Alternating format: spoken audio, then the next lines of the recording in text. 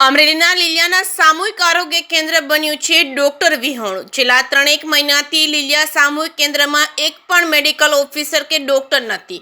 ત્યારે દરરોજની 200 કરતાં પણ વધુ ઓપીડી હોવા છતાં કાયમી ડોક્ટરની ઉણપથી દર્દીઓને પારાવાર મુશ્કેલીનો સામનો કરી રહ્યા છે। ત્યારે ડોક્ટર વિના કઈ રીતે થાય છે દર્દીઓની સારવાર, જોઈએ આ રિપોર્ટમાં। સરકાર આમ તો આરોગ્ય માટે મસ્ત મોટી જાહેરાતો કરે છે, લોકોને સારું આરોગ્ય મળી રહે તેવા હેતુથી કરોડો રૂપિયા ખર્ચે છે, પરંતુ સુવિધાના અભાવે ગરીબ દર્દીઓ પરેશાન થઈ રહ્યા છે। ત્યારે અમરેલી જિલ્લાના લીલિયામાં કરોડોના ખર્ચે બનેલું તાલુકા કક્ષાના સામૂહિક આરોગ્ય કેન્દ્રમાં દર્દીઓની અવરજવર ઓછી જોવા મળી રહી છે, કારણ કે આ કરોડો રૂપિયાના ખર્ચે બનેલી તાલુકા કક્ષાની હોસ્પિટલમાં એક પણ ડોક્ટર નથી। અહીં લોકોના જણાવ્યા પ્રમાણે દરરોજની 200 કરતાં વધુ દર્દીઓ આવે છે। દર્દીઓના ચેકઅપ માટે અહીં આસપાસના પીએચસી સેન્ટરોમાંથી દરરોજ અલગ અલગ ડોક્ટરો વાળા રાખવામાં આવે છે। હાલ ઝાડિયા, ઝરખિયા અને અન્ય પીએચસીમાંથી ડોક્ટર અહીં 24 કલાક માટે આવે છે, પરંતુ જરૂરી ડોક્ટરના અભાવના કારણે ગરીબ દર્દીઓ કાં તો અમરેલી જવું પડે છે અથવા તો ખાનગી ક્લિનિક ઉપર મસ્ત મોટી ફી આપી સારવાર કરાવવી પડે છે। ત્યારે દર્દીઓને યોગ્ય અને મફત સારવાર મળી રહે તે માટે લીલિયાના સામૂહિક આરોગ્ય કેન્દ્રમાં ગરીબ દર્દીઓની સુખાકારી માટે યોગ્ય અને પૂરતા ડોક્ટરોની કાયમી ભરતી કરવામાં આવે તેવી લોકોએ માંગ કરી છે। જે કે સિંહ ગુજરાતી સાથે જૈનિક સુજિત્રા, અમરેલી। નામ ત્રિવેદી નીતિનભાઈ રમણીકભાઈ।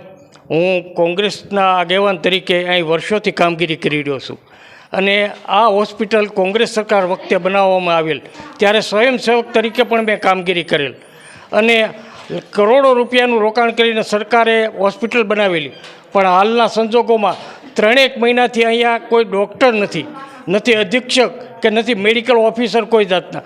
દરેક વખતે ડેપ્યુટેશનમાંથી આજુબાજુના પ્રાંતમાંથી ડૉક્ટર મૂકે છે અને 1-2 દિવસ રહીને પાછા ફેરવે છે, એટલે દર્દીઓને ખૂબ જ મુશ્કેલી પડે છે।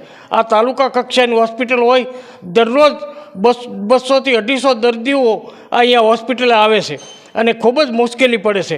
માટે અમે સરકાર પાસે માગણી કરીએ છીએ તાત્કાલિક મેડિકલ ઓફિસરો, અધિક્ષકશ્રી તેમજ એમડી અને એમએસ ડૉક્ટરની તાત્કાલિક ભરતી કરો।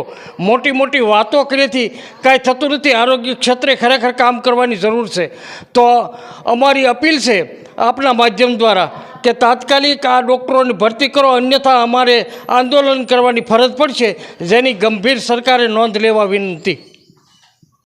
મારું નામ રમેશભાઈ પરમાર, અમરેલી જિલ્લા કોંગ્રેસ સમિતિના મહામંત્રી।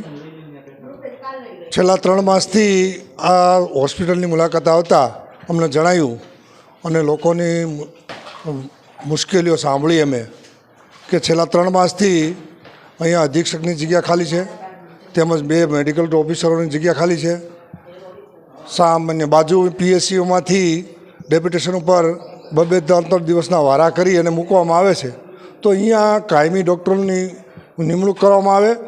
આ તાલુકાનું મથક હોય, આ તાલુકો અમારો તાલુકો પછાત તાલુકો હોય, ગરીબ માણસોની વસ્તી હોય, રોજે દર્દીઓની અહીંયા પારાવાર મુશ્કેલીઓ પડે છે। માટે આપના દ્વારા અમે એવું કહેવા માંગીએ છીએ કે ભારત સરકાર, ગુજરાત સરકાર, ગ્રામ પંચાયતથી માંડી અને દિલ્હીની પાર્લામેન્ટ સુધી ભારતીય જનતા પાર્ટીની સરકાર હોય, મોટા બણગાઓ ભોગતી હોય કે અમે લોકોની સુખાકારીઓ માટે જે કરવું પડશે એ કરશું, પરંતુ છેલ્લા 3 માસથી અહીંયા આ સિવિલ હોસ્પિટલ સીએચસી કેન્દ્ર બનાવ્યું છે જે કરોડો રૂપિયાના ખર્ચે, તે સીએચસી કેન્દ્ર ઉપર કાયમી ડૉક્ટરો મૂકવા અમારી નમ્ર વિનંતી।